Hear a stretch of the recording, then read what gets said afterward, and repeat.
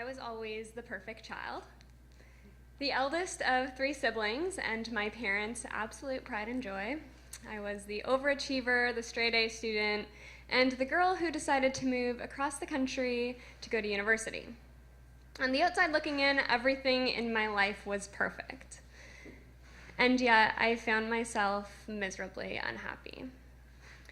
So much so that I would cry myself to sleep every night, curled up in a ball at the edge of my dorm room bed, and not know why, but realizing that something was wrong.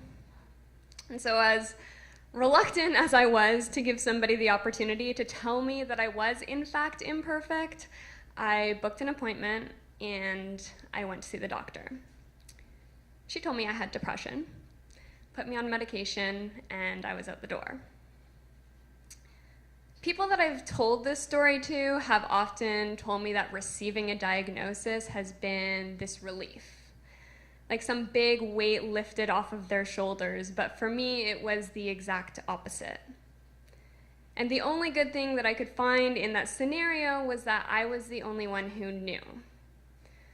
So I chose to keep it a secret. And for 3 years in university, I didn't tell my family or my friends or even my roommate, and I just went on life as I was. 3 years in, that depression developed into an eating disorder, and that became a little bit more difficult to hide.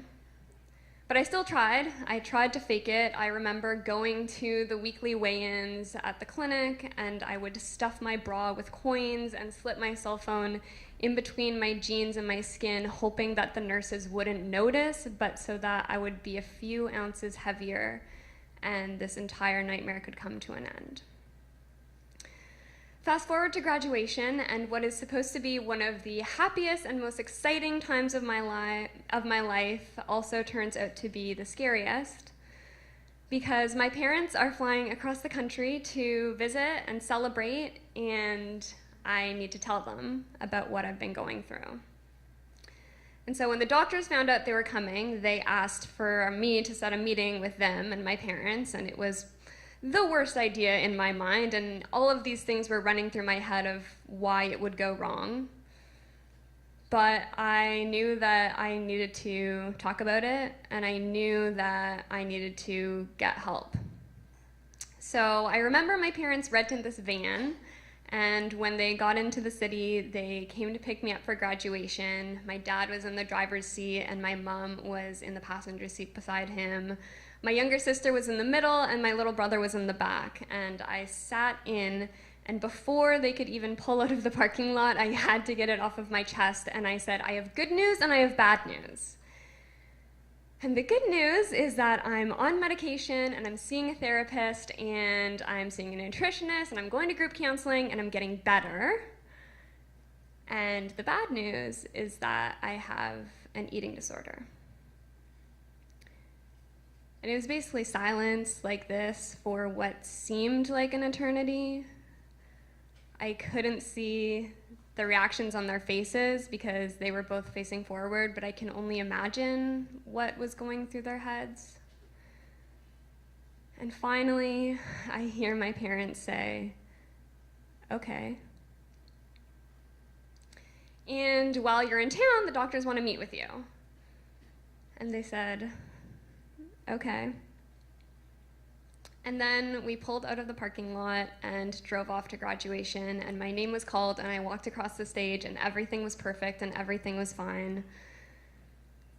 But I had another surprise for my parents that week, and it was a presentation, a room similar to this. I had been accepted to a business accelerator program upon graduating, and I was going to pitch my business idea in front of a room of investors and community members and strangers, and now my parents.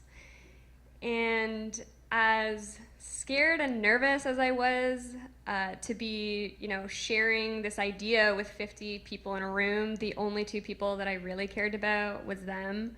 Because even though we'd had that conversation, I still didn't really know what they thought. And so I get into the room and I introduce myself for the first time like this.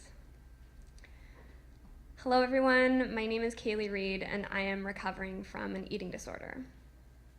And throughout my presentation, I discussed this idea to combine fashion and mental health and create a clothing line that would raise awareness for mental health issues and give back to different mental health initiatives. And so throughout the 20-minute presentation, I'm going through this idea and I continuously am looking back at my parents. And about halfway through, I look over and my mom has tears in her eyes.